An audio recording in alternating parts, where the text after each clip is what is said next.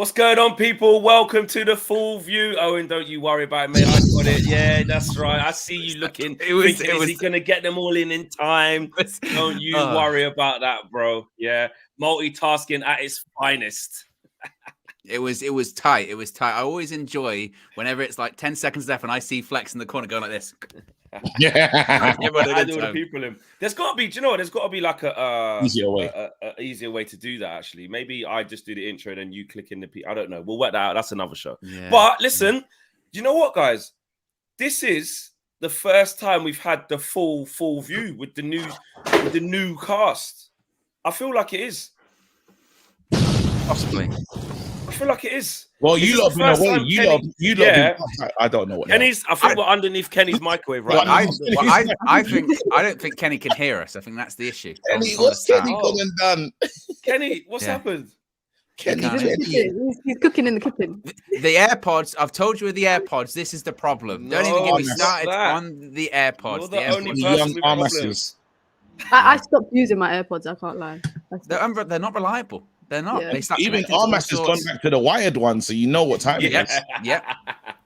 Exactly. Kenny, you try and do what? Maybe Kenny can hit. He's gone. He's in us. Wait, hold on. You're an absolute disgrace. You're cheap. Big up Marcel as well. Big up to you. Yeah. Yeah, I'm good, man. Short-lived for all six of us. It was only a few minutes. But I've been good. I've been good. You know, come off the back of box settings on against Leeds. That was nice. Listen, you talk to Marcel different. He was in hospitality. Yeah, man. So we're down. Yeah, 3-course meal. Everything's nice. Life changed. Yeah. So. You know, and then I just went to art gallery as well. Yes, during the weekend, a couple of times as well. Wow, this guy thinks he's culture now. Wait, what was the best piece? What was the best piece you saw? What was it about? So there was a few like exhibitions and shows, something about mirrors and stuff. It's at the Tate Modern in Central. So nice. It was really nice. He really took it in. Something about mirrors and stuff. That was the description. No, listen. That guy went on a date, fam. That sounds like a date. Art can be anything. And that's kind of what I was going to see. It was literally random stuff, like anything. You know, people in Austria were making pieces, creating pieces, and bringing it here. There was stuff about radios. There was stuff about mirrors. It was just a lot of stuff to look at, bro. That's what it was. Yeah, he went on a date. Man, them just getting to the museum just on the casual one. Yeah. Man like Marcel, loved that. Well, listen, it's not always about football. Sometimes take a break. But we have got a lot of football to talk about, even though Kenny has gone back to not being here again. But he'll be back in it. He'll be back. You're an absolute disgrace. You're cheap. But to stop calling Kenny a disgrace and a cheat, man. All right, Kenny. Do you know who is a disgrace, actually? Do you know who's a disgrace? KG is a disgrace. Do you know why? Because did you see him yesterday? You said, you're going to apologize to Veghorst. And KG, I mean, beautifully, by the way. Did you see the maneuvering he did? Disgusting. I've never seen him be so flexible. And then he had the nerve afterwards, because the thumbnail said, Veghorst, I'm sorry. He had the nerve to then comment on the video and go, I never said sorry. I don't know why they put it on the thumbnail. Can you believe it? Yeah, they put words in. You can't put words into my mouth. I didn't say sorry. Apologize. I didn't. Huh? I won't. No, I won't. I said he looked good in the number 10. He wasn't as a number 9. He wasn't good. These lot were looking at me when he was. Anyway, I don't want to start negatively. I'm actually in a good mood.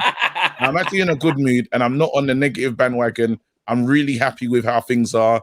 Man United, we're talking about a lot of money takeover. This is a really good week for us. And that's how I want to start this show. Let's go. Well, just let you know, you're not. It's coming back in this full view. Like you're not. 100%. Change the. He refused. It's going. It will go back to that, but we have got a lot to talk about because today, a lot has been coming about the Qatari bid incoming. I've done a piece with a Bloomberg journalist as well, actually. What? I deserve some accolades. Yeah, Prof, you do deserve some accolades. You deserve the accolades, bro. You know what it's like, bro? The United View community spoke. They said, Flex, why don't you get someone from like the financial universe to discuss this? Give us a better insight. I said, people have spoken. People must get it. So I reached into the Fleck contacts. Worked out what I could find. Got someone to put me in touch with another person. Ended up at David Hellier from Bloomberg, financial analyst. So that video is coming out at 9 p.m. But he did say a lot of interesting stuff as well. So it is good to see. You deserve your accolades, bro. Story that he was breaking earlier on, which we did see reported from Bloomberg, which was actually the person that I've got on the show later on, was that they are expecting. I deserve some accolades. Yeah, Prof. You do deserve some accolades. If you deserve them, you deserve them, bro. I'll hold it back if you deserve it, innit? You can't. But the news is that Qatar bids are coming by Friday. They're on their way. I don't even know who to start with. Whoever wants to take Kenny. Kenny. How are you feeling? I'm very positive, and I'm going to tell you why I'm positive. Is because I've seen it all from the beginning with regards to the Premier League, the transition from local ownership, which were local millionaires, businessmen, over to billionaires, which was Abramovich, and now you're going into a new league. And the thing that pleases me about the if Qatari do come in and Qatari get it, Qatari are coming for the brand. They're not coming for the football. So, and what I mean by that is we're already seeing at Chelsea the impact of a new owner there. They've won 2 games out of 13 after spending £600 million, and I think probably before Easter that manager's going to get sacked. Now, I'm not saying. So why am I drawing a comparison with that? I'm drawing a comparison with that because I believe that Todd Bowley going into Chelsea has run it because he wants to buy a football club. I believe that Qatari, what they've proved over the last 10 years, right, is they can run probably the most, I'm on about the state, can run probably the most successful World Cup we've ever had. Despite, and I know there's a lot of negativity, there's a lot of issues that were related around that, and I have to accept that. But as a Man United fan, I want what's best for my football club, because no other football fan wants what's best for Manchester United. The only Manchester United fans. If Qatari was coming in for Brentford next week, it would make 3 lines in the press. Qatari coming in for Manchester United will be headline news on News at 10, News at 6, Sky News, etc., etc. All because of the negativity. Nothing positive. So United fans will be up against it. But I want Qatari because I know they want the brand. The Qatari state, the Qatari family and the ownership and the government declared when the World Cup was on, they had £7 trillion to spend on promoting the brand of Qatari, and they were going to adopt 400 cities across the world to promote Qatar. So for me, they're buying the brand because we've got 1 billion followers. So if you want to promote Qatar, you buy Manchester United. What that will mean is they are already promoted a fantastic and delivered a fantastic World Cup. Yeah. Right? And they've done that by getting the best people in the positions to deliver it, be that on stadia, promotion, telecommunications, whatever. So they will come and put in the best that's available in the world. You have not got one individual thinking that, well, I've now got a football club, I can now do this, I can now do it. Won't happen like that. Yes, they will love Manchester United or whatever, I accept that, and they are football fans. But because of the nature of where they're coming from, they will put the best in place. The best in place, coupled with ourselves, will give us... I'll give you another little example. Roman Abramovich, a multi-billionaire, right? Chelsea won 21 trophies under him, right? With 13 managers. We don't want 13 managers. We don't want that kind of philosophy, that culture. What we want to build is we want to build ours. Are you with me? Don't want to. That's not what we want. Roman Abramovich, right, was associated with a government, right, that we are seeing now as the worst government in the world, basically, which was the Putin government. Now, I'm not getting into politics. Are you with me? Yeah. But let he is without sin cast the first stone. Yeah. Hold on, Kenny. I gotta give this to you. Hold on, I gotta give it to you. So it's, and I know there are issues, and there are issues and challenges that the brand will have to overcome. But for me, as a football fan, wow! If we get Qatar in, fantastic, because everything will be done proper. I gotta press the button. I deserve some accolade. Yeah, bro. You do deserve some accolade. Kenny! Do you know what's crazy? Yeah. Do you know what's crazy? And then you lot carry on with this. Yeah. I feel like Kenny has. I'm not gonna. No spoilers.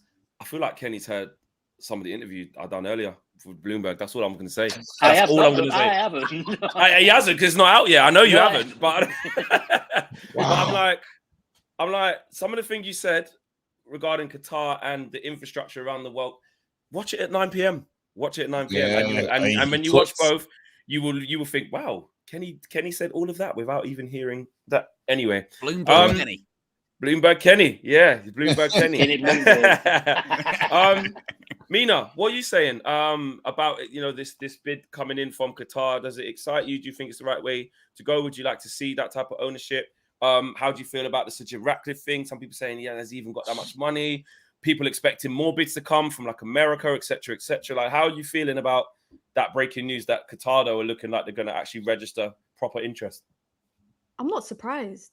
I'm honestly not surprised. I'm actually more surprised that the state of Dubai didn't come in to make a bid potentially, because the way that the Middle East see, I think, football, especially in Europe, is one of the biggest sports. Champions League. I've been out in the Middle East lots of times. They've got big sports bars across Dubai, Abu Dhabi, in Qatar, Saudi Arabia, big like Real Madrid, PSG, Barcelona, Manchester United, Man City following in that part of the world. And the way that I see it with just the Middle East is like they're in competition with one another, even though they call themselves like the Muslim Brotherhood. I do feel like economically they are in competition with each other. And like with Saudi Arabia buying Newcastle, that's part of their 2030 vision to kind of move away from oil dependency and the economic state and move towards, other investments around the world. That's why they've got boxing happening. They've got Formula One happening in Saudi, and now they own a football team. I am shocked that Qatar is buying or looking to invest simply because there's already an investment from that state. I would have thought, with Abu Dhabi owning Man City, PSG with Qatar, Newcastle with Saudi, I would have thought maybe Dubai or Kuwait or one of the other neighboring desert countries would have invested. But in terms of who, I think if Qatar do come in, we're going to have to separate the state from the investment. I think that's one important thing. There's going to be a lot of smear campaigning in the media or maybe amongst fans. There's going to be a lot of criticisms outside of football and investment, and more so talk about, similar of what happened with the World Cup. I know a lot of you guys probably saw it, but how the media was kind of moving away from football and talking about other things. I think number one, it's important to separate the state and the investment as two separate identities. The other thing that I think is important is whoever comes in, whether it's KG, you are a disgrace. How are you just walking away while I'm talking? While I'm talking. At the door. Disgrace. Because this is sounding like a proper financial stream. Oh, wait. What is it that time then? Bro, it's sounding like a financial stream, bro. These are proper. I'm like, bro, this is some economist stream, man. I need my glasses. Wait, this stream's beyond me. I don't think I've got a place on this stream. Bro, this stream is beyond me.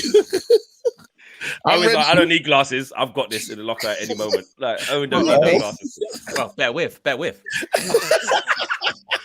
Marcel, what are you saying? Have you got any glasses local? Have you got any sophisticated clothing around? Let me see what I can find. Bro, we had Bloomberg Kenny, fam. We had Nasdaq Mina. We had Nasdaq Mina, fam. I said, I deserve some accolade. Yeah, bro. You do deserve some accolade. Sorry. I had no choice. Wait there. Can I just pause for 1 second? I have no idea what Marcel's going to return with. But I bet please. You know, Marcel. The anticipation of what he's going to bring back. It's going to be the wrong item. It's just going to be the wrong item. Oh no, he made it. And these are my daughters. These are from Encanto. These are specials. Okay, well, thankfully, Mina. you and me and Mina are serious. So 100%. And you know what, Mina? On that note, it's straight back to you because I feel like we're all perfectly ready now.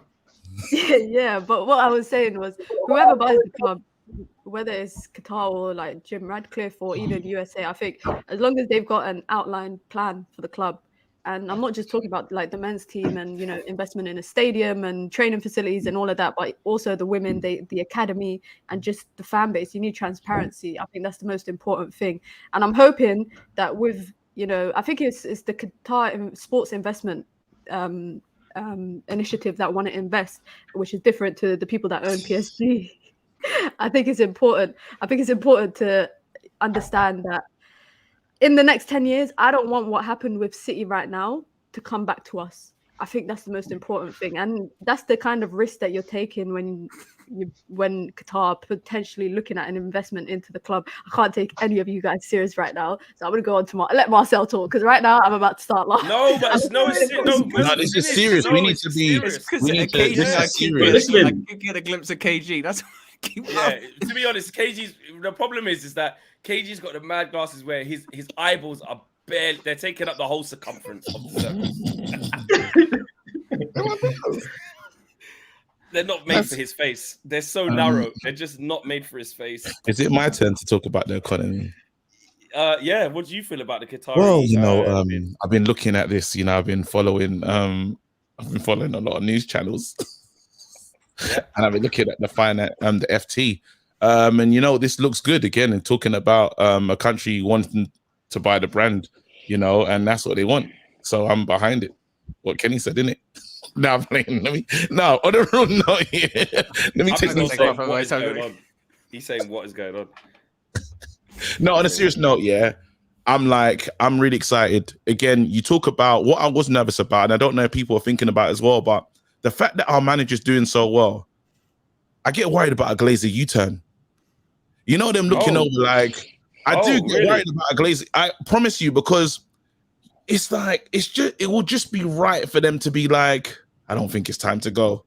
You know, on some Wolf of Wall Street. They can't do that. They can't do that because the club, even though Ten Hag's doing good, the club's gone as far as it can without that level of investment for new. They didn't realize though, because let's again, you see them when it's like when it's major things, they pull up when on major occasions, even Super Bowl, all these different things, they're there front and center. They want to be a part of the glitz and glamour. Again, it's America. I don't know if you saw the Super Bowl, but everyone wants to be around winners. It's the thing, right? They bought a team that's not winning. That's one of the biggest issues. Now they're looking at the team thinking, hold on, if they win like a bag of silverware, it's like, maybe we should just take investment and see where we can take this thing, because they did pump money in before. Yes, they didn't get the true reward, but they had the wrong leaders and they had the wrong man in the job.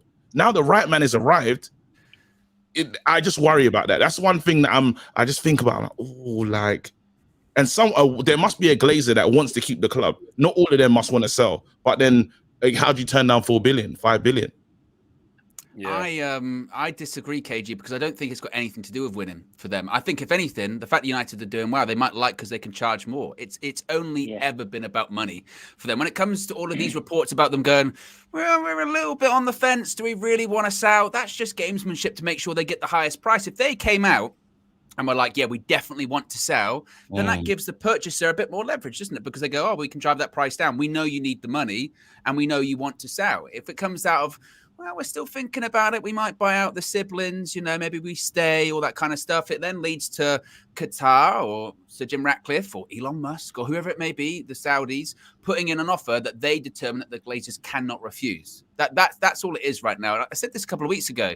The moment the first declaration from Sir Jim Ratcliffe came out, then wait for the gamesmanship. Wait for these stories in the media. Wait for this person's interested, but they don't want to go that high. Wait for this person of, Jim Ratcliffe, I've got backing from banks. Wait for, there's multiple investment firms in Saudi Arabia, independent investment people in Saudi Arabia. They're interested as well. And from what I've heard and read on it, it's a case of when we're talking about a deadline next week, that deadline's a very soft deadline as well. It's just more of a declaration deadline next week. It's not even necessarily like bids have to be in, by Friday. It's just more of a sort of a soft, are you interested? Lots of people they have to put like 2 sentences. That's what if anything, exactly. Yeah. It's not even that. It's not even really that big. So I think that the Glazers will sell, and I think any kind of stuff that's out there that's saying that they won't, I think that's just ensuring that they get the money, because again they're at a point of no return. Well, they're at a point of no return because if they were to stay,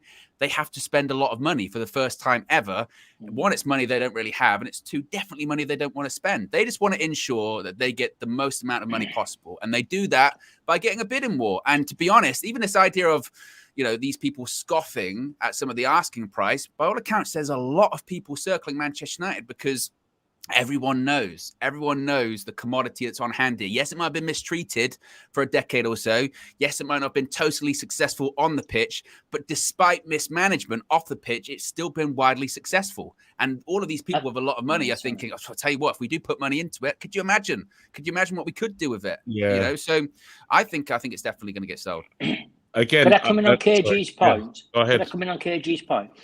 See, let's look at what KG is saying about the Glazers. So Glazers are our current owners, and we believe that all that they're interested in is income, right? That's fine. So currently, they have, and let's look at it from a fan's point of view, they have suspended memberships at Old Trafford for the club, right? They have also now done away with the waiting list. However, you can go on now the new waiting list for hospitality. The waiting list for hospitality starts at £4,000 per year to £9,000 per year. So the ordinary fan that's been on the waiting list, etc., you can forget that, because all the Glazers want is they want lobster thermidors. That's all they want. Right? Yeah. So let's look at Manchester City. Manchester City, I think, have the cheapest season ticket in the Premier League. We know why though. They got like no fans. No, but the point I'm making is they're putting the fans first. The Glazers currently, right? The Glazers, because of their model, that's the Glazers model, right? The Glazers are just looking to take more money out. So the ordinary fan that wants to go on a match day, it won't be long before. If they could have all hospitality, the Glazer at Old Trafford, they'd have all hospitality. More and more parts of the ground are going to hospitality. So what I'm hoping for is that when we go over to a Qatar or that type of business, is that they put the fans back in control. Because over a period of time, all we've seen is the Glazers wanting more and more income and more dividends, and that's. Yeah. These are the things that fan channels are not talking about. And I accept that, because it's not just about the fans that go to Old Trafford. It's about the global brand, right? And we're far-reaching. But fans should know that the ordinary fan is finding it more and more expensive to attend a match. Absolutely. And they're now taking away the opportunities.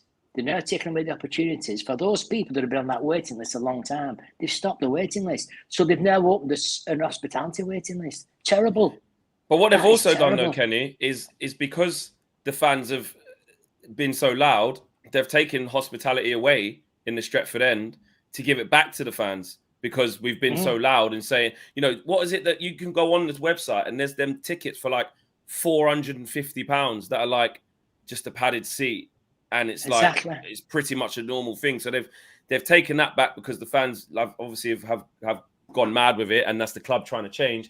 But also, like you said, I think because the club's now doing well again, though, and this is credit to Eric Ten Hag, that's another reason why we've actually seen the record amount of membership. Like before, you used to be able to go on like red membership, like the membership, and just buy tickets for games. and then you'd apply for the Category A game, so top 6. You'd apply for that, but you could pretty much get Everton, Villa, Bournemouth, Southampton, whoever, Fulham, whatever.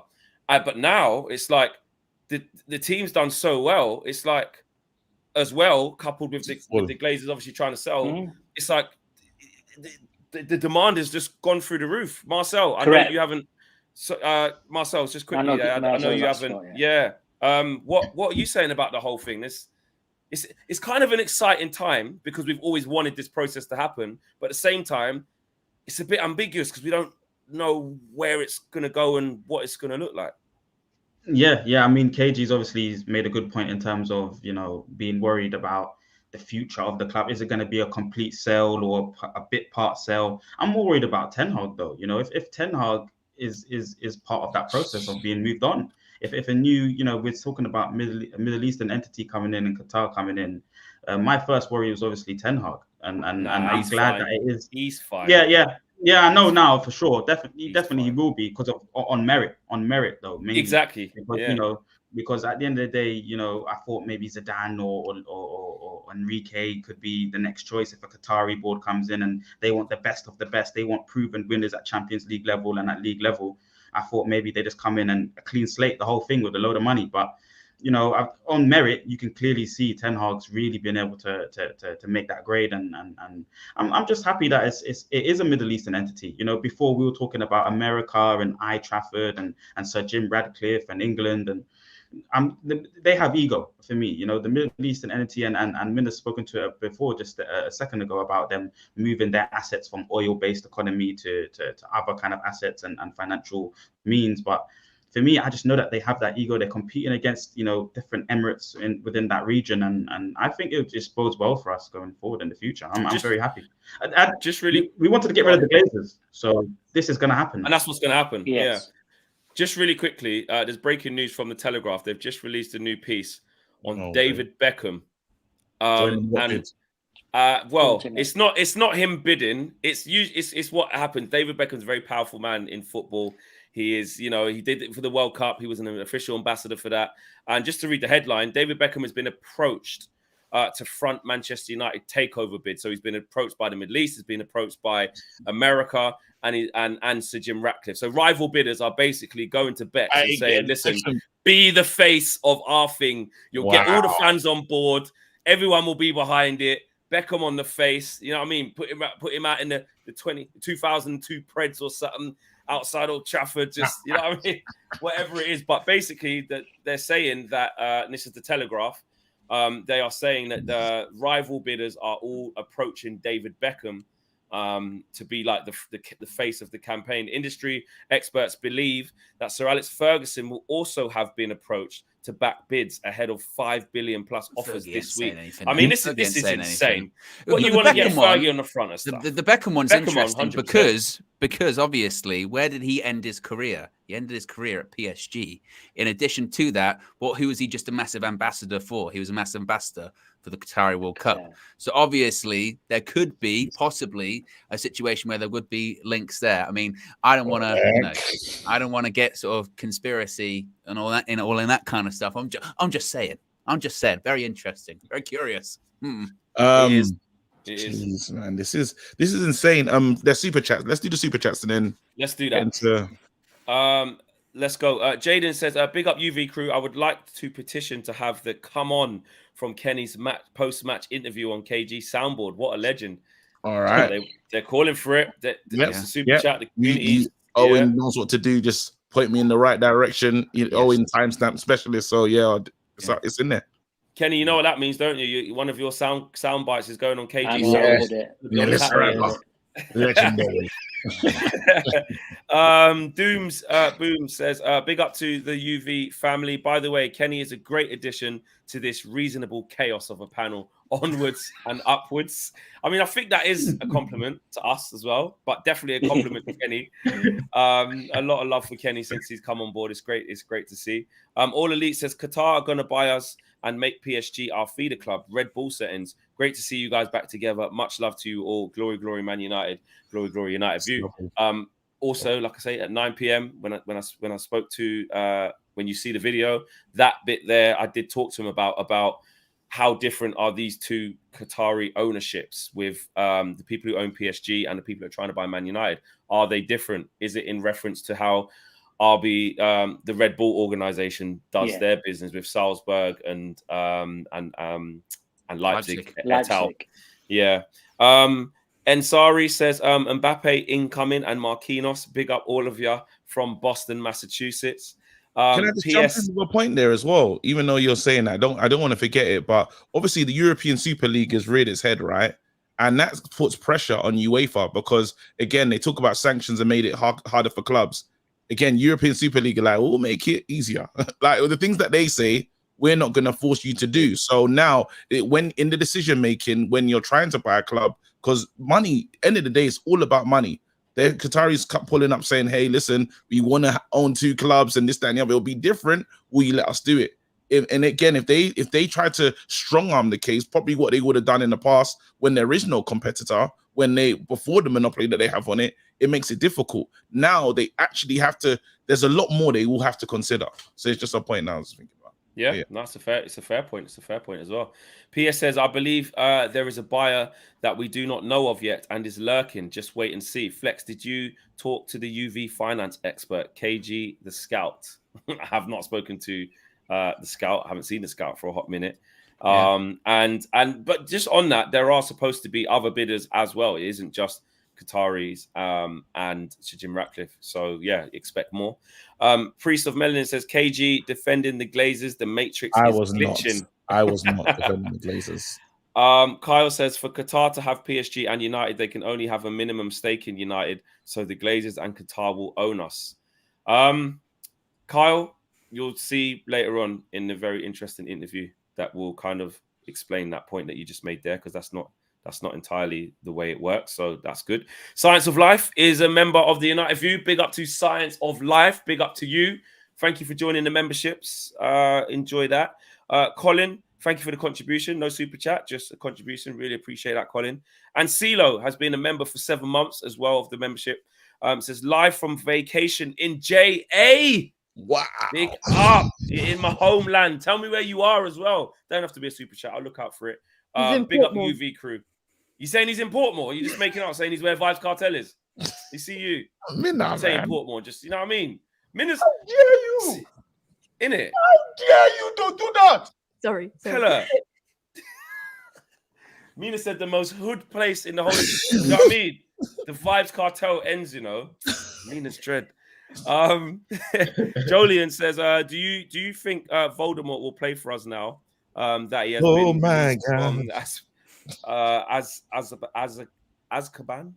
And WJ Barrett says, WJ Barrett says, I'm behind KG. Look like Black Marable from an what was it? Was it? Say again? Go on, say again. Try again. Mirabelle. Mirabelle. Yeah, Mirabelle. I haven't seen it. How you say it? Okay. Yeah. I know you've got some serious experience of watching that. You're gonna bad times. I know it's a big thing. Amir says, Mina, what other languages do you speak? Just my national language and English. Okay. I'm learning Arabic, so bring the Qataris. Mina's ready. And Samuel's World says KG deserves some accolades. I deserve some accolades. Yeah, bro. You do deserve some accolades. Sorry, I had to do it. Oh, and I think there's a bit of a new thing there in my YouTube, in the back end of YouTube, but it's basically saying celebrate the first super chat from Samuel's World, because it's the first ever super chat he sent. So big up Samuel. Let's celebrate. Big up Samuel's. Yeah. Well done, Samuel. There you go. So yeah, now we can jump back into it. I think we've kind of we had that conversation. Can I bring a topic? I thought I found it. Yeah, I found it quite this is what it's for. I found it really interesting. Nice, don't worry, Owen. It's not me being like me. I'm being serious. Yeah. No, I'm still getting over from you hanging up on me the other day, so it's fine. Oh, Owen, we gotta let it. Yeah, we gotta let it go. We'll talk about that another time. But this is the thing. That's Owen's emoji, isn't it? Owen, that's it, literally. But they were talking about Ten Hag being the first manager to get over the ghost of Sir Alex Ferguson. Like, in terms of it's his it's his team now. And I just thought it was an interesting conversation, seeing how good he's done and comparing to other managers that have been in charge. You haven't heard, you know, Sir Alex is coming into the dressing room or Sir Alex is doing this. Every other manager has given Sir Alex pretty much some level of access. But I think I think it was just Ollie that did that. I don't remember Mourinho with Van Gaal. Mourinho called him the boss. Mourinho said he's the chief. He'll let that go for wine after they were very close. Mourinho and him were very close. Again, Moyes was picked. Fergie picked Moyes. You know, so I thought, anyways, it was an interesting topic. But yeah. Kenny, what's for you? Well, I love Eric Ten Hag. I think he's fantastic. I do, honestly, genuinely. And I've enjoyed his football more than any of our previous ones. However, I'm very, very conscious as well, especially if we've got a new owner coming in, that if we don't achieve a level of success, then he will be under far more pressure than what he is today. Simply because if you look at Chelsea, look at Chelsea, how good they were. Thomas Tuchel come in and he had them there at the top of the Champions League or whatever. Within 6 months, they'd gone. So football is very, very fickle, very fickle. And we're all riding high on the crest of a wave. We know that we've got issues with our squad, not our first team, but our squad. Now, I do believe that if we can address that with a new ownership and bring in 5 or 6 more players, then I think Ten Hag will be fine. But what you've got to remember, we are currently sitting 3rd in the league, right? We've got a very poor Tottenham. We've got a resurgent Newcastle. You have got Liverpool and Chelsea. There are 2 sleeping giants. If they get their act together, we don't respond to the needs that we have, particularly in the squad, we could very, very easily next year end up 5th or 6th, very easily. So all the euphoria about Ten Hag, I love him. I think it's fantastic, right? But football fans are very fickle. We are very fickle. And that is why it's important. We've got to, he is by far the best manager that we have had for us as fans, because every manager we had, the fan base was split. Everyone. You can go on social media, you're in the ground, you're outside the ground. There is not one discerning voice against Ten Hag. But we're currently winning games. We're in 4 trophies. We're very, very fickle as fans. So, I agree. And I think do you think the warmness will change, though? Do you think if we went on a bad run of games that the Man United fans can't they see the progress? No, we can't see progress, but progress doesn't win trophies. Manchester United about winning trophies. And if you're buying the brand, look at Todd Bowley. Todd Bowley's, the fans are singing Abramovich's name. The guy's just spent 700 million quid. So the fans, but the fans can change. Yeah, so I can see the progress and I love it. I absolutely love it. But I've been around long enough to know that football fans, especially at the highest level, Arteta 18 months ago, they were screaming for his head. No, this time next year, they'll be building a statue outside the stadium. Yeah, that's how quick it can change. But that is Arsenal fans, though. That is a bit different. But I know what you mean. So, I know what you mean. I'm all for the fact that it's fantastic what he's done. I think it's great. I love listening to him. I love his press conferences.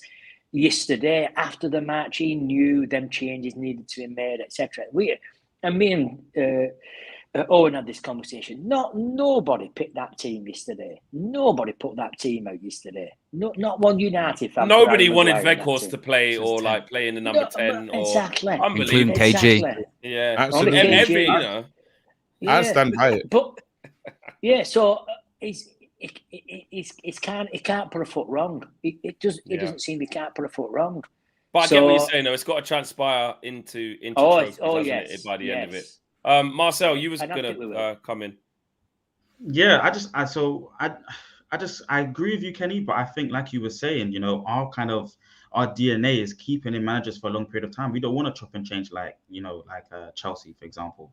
I think we have to regardless if he's going through a dip of form, we have to understand this is our process. Right now, it's been fruitful and it's 3rd place. Yes, I agree with you though. There's a lot of other teams incoming. Newcastle, they're building, they're getting stronger.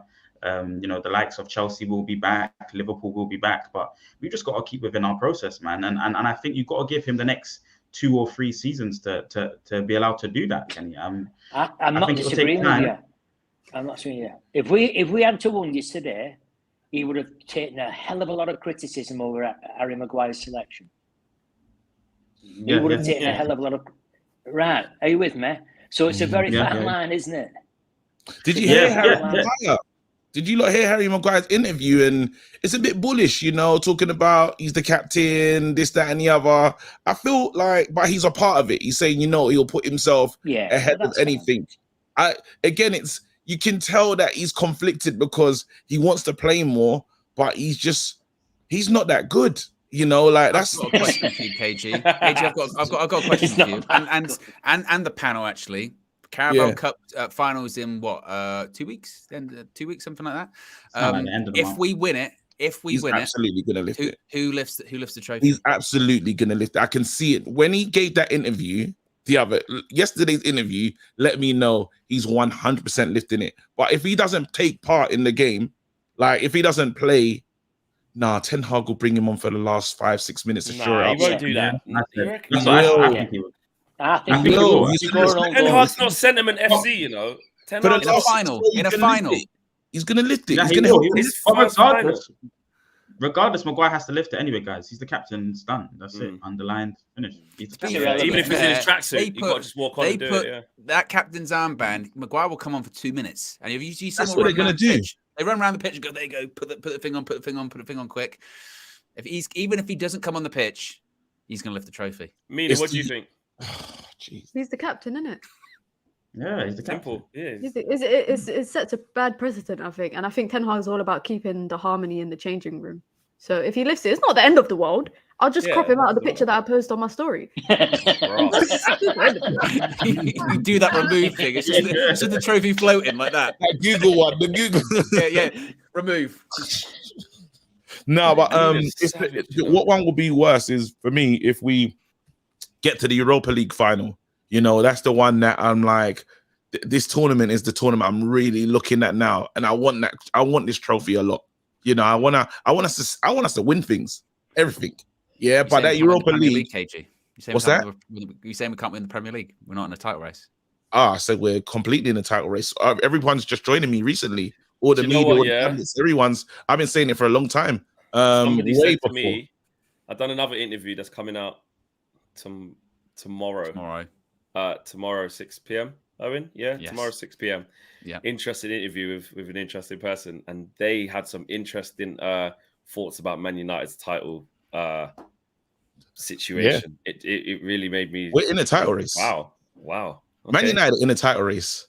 Like officially, we're fully in a title race, and everyone it's up to you guys if you don't want to believe it, but we are in one. So I've had a day where quite a lot of, I don't know why as well, but the amount of people I've been speaking to today, just in content world, and when I had to go to somewhere to collect some stuff, and this title thing, I've just been talking about it a lot today, and and it's not the title of the show or anything, because like I said, we had a lot of other stuff to talk about. We can't keep every time it changes week by week, keep going back to the title race is on, title race, but it always comes up. Are we in one? I don't think we are. I don't think we are. Anyone else can have this. Mina, because we know what you think. Mina, seriously, like real talk. Are we in this? Are we in a title race? I don't think we are. I don't know. Yeah, I'm not sold on the idea of a title race. But I've always been one game at a time FC. So I'm going to continue to be one game at a time FC. When it comes to what would it take for you to go? Actually, what would the cutoff point be? Because we were 5 points behind Arsenal, but they got 2 games in hand. When people have games in hand, I need to see the results of those games in hand. When we're all level on games played and there's like a 3-4 point gap, maybe then I'll be like, title race FC. But for now, it's very much one game at a time, because there's such a thin line between being in a top 4 race and then being in a title race. It will take one major injury, one suspension in a 3-game run of important fixtures that will just turn everything around. Before we were like, if we beat Palace, then and if we beat Arsenal, we go to the Emirates. And no, that sounds mad like KG. That's from the people. I can again. That went aimed at you. That went aimed at you. Fine. No worry, because I'm chilling in the position that I'm in because at some point when everyone wants to come to the party and say, "Hey, you might be in a title race," I'll be here like I told you. So again, this is a lot of people. The media, the ones picking up on it now and saying you can't leave Man United out. Like Roy Keane yesterday was talking about Man United being in the title race. Roy Keane. That's what I'm saying. It takes them games in hand that Arsenal have right now, and even City. Once we're all level on, I think it's 23 games or 24 games. Yeah, we got 23. Yeah. Then I would say that maybe then I could say we're in a title race because to be honest, 5 points off from Arsenal or whatever is not a big gap. That's actually not a big gap, and there's still a lot left. There's like 15 games left of the Premier League. There's still a lot. That's the only thing. That's the only thing. No trophies awarded in February, guys. No trophy is awarded in February. So Carabao Cup is. We're entitled. Premier League. Carabao Cup of cheers. Yeah, we're talking about the Premier League trophy, though, isn't it? So the Premier League title is not awarded in February, and at the end of the day, it's how many more games left to play? 17, 15, 16, 17. Are we in a title race, Marcel? Are we in a title race? Yes, we are right now, currently, but no trophies awarded right now. So right now, you are in the title race. You're in pursuit of the title. Yes, you should all be thinking that. But Manchester United Football Club, around this time of year, you want to be in and around the points of first, second, and third place. So you are in a title race right now. But that could change. If City and Arsenal draw, they would have dropped 2 points each. Then what? We got Leicester. Arsenal play. We got a good run. Villa away. We got a good run. March is draw again. March, we got Liverpool away. We get our players back. We got players coming back as well. But it's April. We got Chelsea and Spurs, I think, in April. That's when you can come to me. April the 22nd. Don't worry about Spurs. Marcel. Spurs is just say Chelsea. And even Chelsea are actually worse. Chelsea are even worse than Spurs, really. But on their day, you would worry a bit more about Chelsea. But Spurs. Chelsea. It's about to happen, Flex. Though they're putting it together slowly but surely, Potter, and he will get it right. And it will take a few games, and he'll get it right. And Spurs, in and around that time, around the hunting pack, is Conte. So he's going to be trying to pick up as much points as possible around that period of time. April is the business end of the season now. April, May. That's when it gets very serious. That's when you know who's jostling for what position, how many points. So stay around there, stay in and around it. Can I stay in and around it? I need to hear from Owen as well on what is he. Owen, what do you think? Do you think we're in a title race, bro? No, I don't think we are in a title race. I think that it's just a bit too much, a bit too far. Almost to our detriment is because we are in every competition. That's almost the problem. If we were just fighting for the Premier League, I'd say, you know what, 1 game a week, we got a chance because everyone else is in more competitions. But we're in 4. That's part of the problem, and we have been looking. Leeds was a great example at the weekend. We are looking tired. I mean, for 75 minutes, we looked tired. We looked tired against Leeds in midweek as well. We looked tired even against Reading in the FA Cup. Now, I'm not saying we can't win a couple of those trophies because I believe we can. I think Carabao Cup, yes. I think FA Cup's looking really promising considering the teams that have gone out of it. Europa League, let's see what happens after Barcelona. Europa League can get really weird in the later stages because big teams do drop out. Look at the final last year. It was Frankfurt versus Rangers. Anything can happen in the Europa League. Premier League, I just feel, like I said, I feel like we're in almost too many competitions. And I think that, again, we almost have to take a step back for where we're at the moment because it's a real positive that we are looking up as opposed to looking down. After we played Leeds, after we won yesterday, we're all saying top 4. That's not near enough a certainty, but that looks really, really strong right now. The gap's getting bigger and bigger. So you do start looking up as opposed to looking down. But at the same time, you think of what we talked about earlier on. We're talking about a takeover. Whoever it may be, here's hoping they invest a lot of money into the club, not just on the pitch, but off of it as well. But new owners, Champions League, we could be in a really, really, on the back of a trophy as well, we could be in a really strong position come the summer in terms of enticing people into this project. You want to play for this manager? We're winning trophies. We've got new owners. We're going to get a new stadium, a new training ground. The buzz about Manchester United being the club to be at could be back in just a couple of months' time. And that you don't need to win the Premier League to get to that because you can start to see a project forming. You can already start to see the bones of it. So again, I don't think we're in a title race, but as I said, I think there's a lot to be positive about. Before we carry on, sorry, 1 second, Kenny. I don't think Ten Hag can turn a title race either, because look at the team that he put out yesterday with Harry Maguire there. When we played in a cup competition, it surprised us all. Even on the second leg of being 3-0 up, it's pretty a strong team out. So I think Ten Hag's remit is to win a trophy. He'll be happy with the trophy. If you'd give any of us a trophy and top 4 at the beginning of the season, we'd have been ecstatic. We wouldn't have been happy, we'd have been ecstatic, right? Yeah. So I don't believe that Ten Hag believes he's in a championship race, in a title race, but I think he wants to win trophies. He wants to win trophies because he knows success breeds success. So I think and it's proved it yesterday. We're going to see a stronger team against Barcelona than what we had against Leeds yesterday. Yeah. Aren't we? Well, it's selection because of the way he's selected. Yeah. Well, he's got some issues. He's got some issues with the lineup, though. And I'm not disagreeing with that, but I think in his mind, and he said it, his words were, "If I win 5 matches, I am at Wembley to win a trophy." And what he really meant to say was, I can lose 5 and still qualify in the top and still qualify for Europe, for the Champions League. And he can lose 5 matches at the beginning of the season. He can't lose 5 matches in a cup. And then were his words, I can win 5 matches in a cup and I can win a trophy. So I do believe he will prioritise trophies over Premier League. I think Ten Hag just goes the strongest he can possibly go at all times because I just think he wants it all. I just think, obviously, I agree with what you're saying about the title race. It definitely, for me, is game by game. He won't be in the meetings with players saying, right, guys, look, see, pressure's on Arsenal now. You know, they've got a couple of games in hand, but we're only 5 points. If they draw again, he won't be saying any of that. He'll be conditioning our lads to like they say in every interview they do, and like what he says, he'll be conditioning them to be like one game at a time. Go for each, just win every single thing in front of you. If you win that game, you win that game, you win that game, you win that game. Then if he arrives, if by hook or crook, but like Marcel saying, business end of the season, April, May, if at the beginning of April, we're 7 points behind, with how many games would that be left? Maybe say there's 4 games in April, 4 in May. Say there's 8 games left and you're 8 points behind or something like that.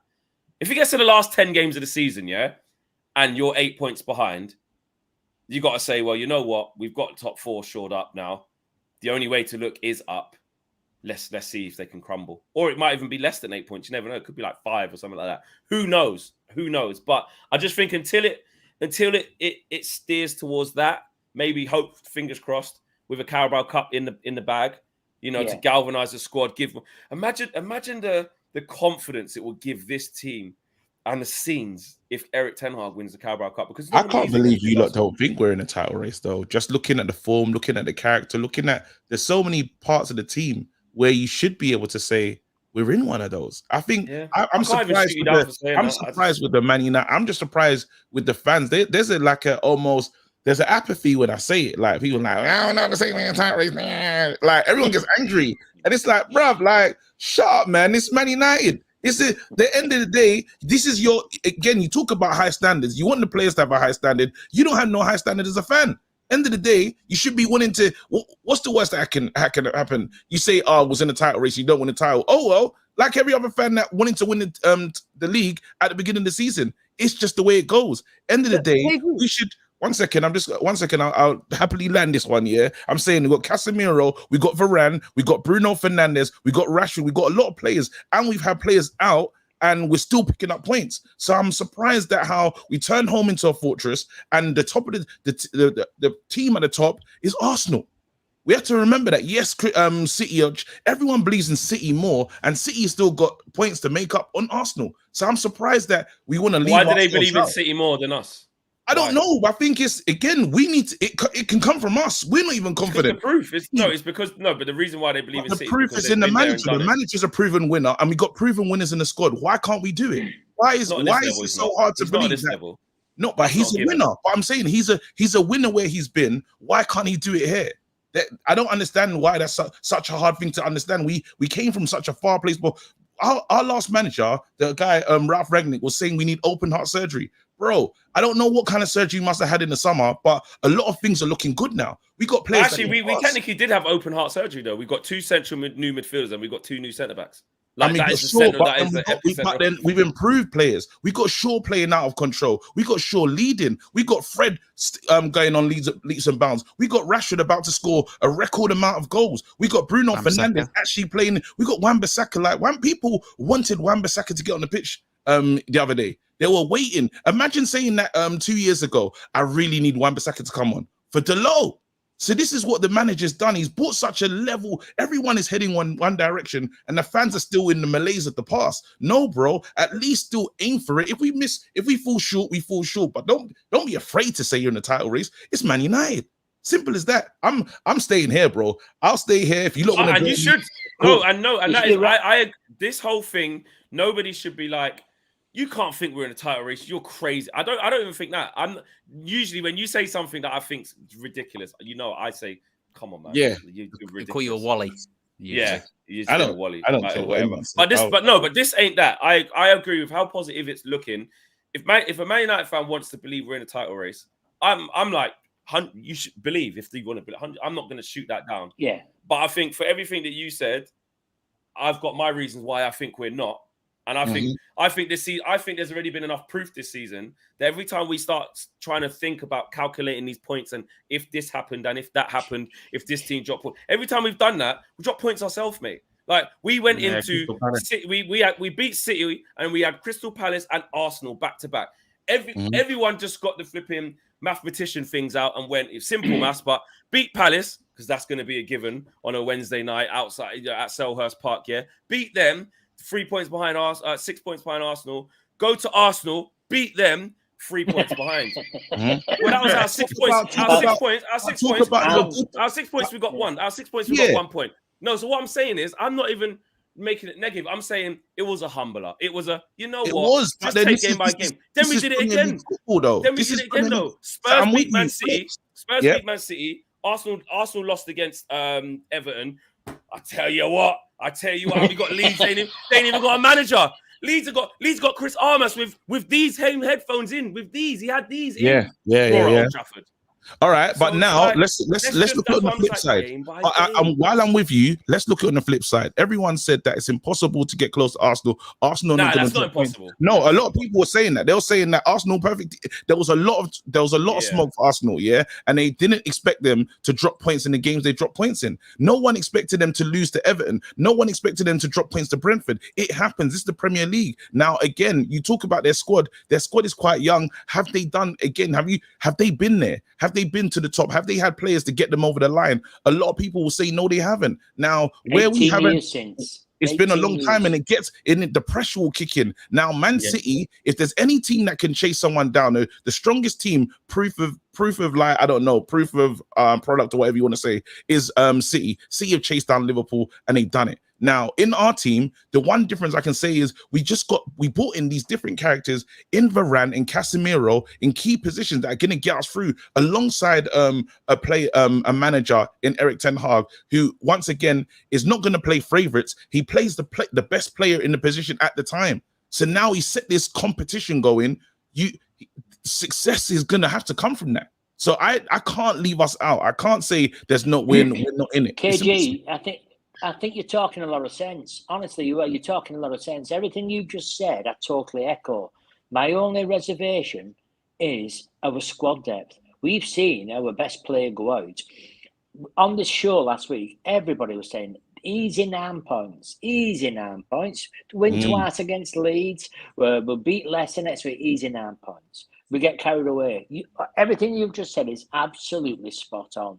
Yeah. My only concern, if you could guarantee that Casemiro ain't going to get injured, Bruno ain't going to get injured, Rashford ain't going to get injured, a Varane and a Martinez, we are in a title race, without a doubt, because they are class, and they're playing as good as they've ever played. Sadly, we're at that stage of the season. We have that many games. We've seen it already with injuries. We've seen it, we was concerned last week, 2 weeks ago, about Rashford at the City game. We didn't think he was going to play. We've lost Marcel. And we're going to lose Varane, for all we know, is injured. We don't know. He could be injured. That's why he's not been playing or whatever. So everything you say, you're absolutely spot on. My only reservation I would add to that is our squad depth. We've definitely got a first team, what they could do definitely in the title race. Before we wrap up, Mina, have you changed your mind? I always said one game at a time. That's literally it. That's literally. I know you try to draw me out. KG's speech was good. I'm not even KG's, me. I'm thinking, it was it was swaying you me might be right. You know, I was like, ooh, okay, get it? No, but he didn't sway me just because I'm just saying one game at a time. Like bringing up like Arsenal and saying, oh, if Arsenal in a title race, look at them. They're 3 years into their project, 3.5 years into their project, however long they've had Arteta for, who's had multiple summer transfer windows and time with the squad. Ten Hag inherited a completely broken dressing room, completely broken under Ralph Rangnick. Rangnick was saying Rashford should leave. Last season, he was saying Rashford should go. Wan-Bissaka, obviously not informed. Luke Shaw, not informed. Obviously, we've brought an important spine in Martinez and Casemiro.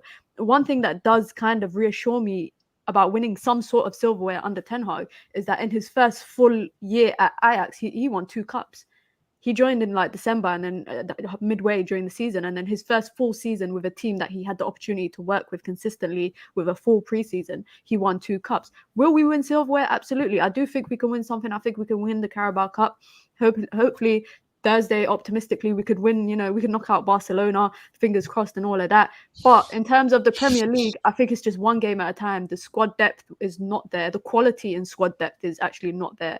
And like you said, there's people like City just lurking around. So come to me end of March, come to me 8th when we play Everton at home. 8th of April, when we play Everton at home, if we're 5 points behind the number 1 spot, then I'll say we're in a title race. Okay. I'm going to get all these super chats read out. We've got to put respect on people's super chats before we wrap up the show. Priest of Melon says, guys, have you noticed VAR been screwing us all season? Everyone is quiet now. That it's affecting others. They want to talk about it on the TV. The hypocrisy. It's just doing it to everyone. It's a joke. It's a joke. As much as it's funny that Arsenal didn't win and maybe a little bit squeaky bum time, whatever. The guy was offside. It's like it's crazy what's happening, and the way that they just come out the next day and we're like, yeah, sorry. Didn't draw the lines on, mate. A goal was allowed. There was a goal disallowed in the Arsenal game, and again on like they weren't getting peppered. A goal was disallowed for Brentford. I don't know. And Eddie and Ketty with the handball thing, never know. And even us yesterday, we should have had another goal with Vekhorst. Touch that. Yeah. But anyway, Game Fanatic says. Have I taken up screen? You have. Game Fanatic says Maguire is a good captain. He shows any future signing that anyone has a chance to be a captain. Ha ha ha. Irish. That's a really funny name. Traveling TV salesman says Maguire pulling the John Terry full kit. W. Absolutely. And Bay says 6'6" Weggy. Played the 10 better than our captain with the mouth. Wow, that's a big statement. Don't say that in front of KG. Truth and Grave says Maguire will lift it. He won't play at all, but he'll be in the full kit. And by the way, we are in a title race, factually in capitals, says Truth and Grave. Red Baron says KG thinks we're in a title race when we are 5th.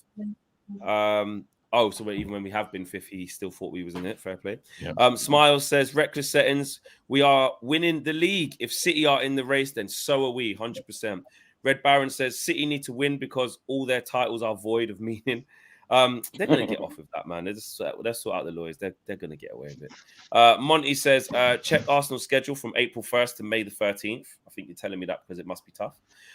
Billy Smith says, I hope Fred and Casemiro start against Barcelona. I am 99.8% sure that they will. I don't see who else can. Bits are suspended, isn't it? Bits are suspended. Martinez is suspended, and we have no. I did say that a few weeks ago that he was going to be suspended when he was coming. Yeah, you did. Yeah, you said it was going to carry over. Yeah, he's suspended. Yeah. From getting too many yellow cards at Bayern. Santiago says, not going to lie, a portion of me is worried the Glazers will see this team win a title or get close to it and decide it's okay to keep the status quo. Now, we spoke about that a little bit earlier, Santiago. I just don't think they can. The club's gone as far as it can without that investment. F. Mug says, let's keep the KG hope and faith mentality and dream about the quadruple. Quadruple. Oh, it's so funny how far. Don't you think it's so funny how far Liverpool are from a quadruple now? Yeah, 17 points behind us, bro. Hold that. Game Fanatic says, sorry, KG. I still remember you saying we were winning the league when we were top of the league for like 1 or 2 weeks a few seasons ago. So you shouldn't be surprised. Or the flashbacks.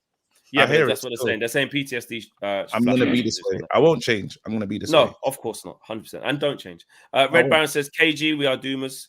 And Halifi says, with Fredbear squad, we've got 2 games a week until March at least. Follow the manager's lead and take it 1 game at a time. And that is also their first super chat. So there you have it.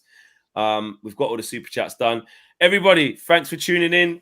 Great show again. Absolutely flies past the hour. We've got so much content coming for you guys. We've got a new show starting very, very soon. Yeah. The streets have been asking. Yeah. The streets have been asking. There's a new show starting very, very soon. Actually, there's more than one show starting very, very soon. We've got a lot coming for you guys. There's quite a few shows coming. New fun stuff. Also, me and KG are going to be out in Barcelona. You don't know what KG, make sure you hold Flex on the knee. Yeah, of course. I won't let him get near nothing like that. Do you know what? Yeah? Do you know what? Yeah. All I'm going to say is that's fine. You're not touching it. You're not touching it. No jokes, Flex. Go on. There's one thing because I'm not allowed to talk about. You're not touching anything, bro. I swear to you. We're not playing. No, you can't talk about it. You can't talk about them, Flex. If you can't talk about it, you can't talk about it. So if you can talk, but you're not touching it. If you can't talk about it, Flex, you can't talk about it. So all I'm going to say is, in due course, something is going to get revealed, and everyone's going to be off my back. That's all I'm going to say. I know. I already know. You clip this right now. I'm telling every single one of you. When the truth rises to the light, I want all respect put back on my name, or at least equal. Yeah, equal slander. It's a bit nuts. Name, I already know what the thing is. That's all I'm gonna say. That's all we're gonna say. No, I'm trying to move on. Because I've been holding. No, but I'm saying holding it for a while. But I stand with the other person.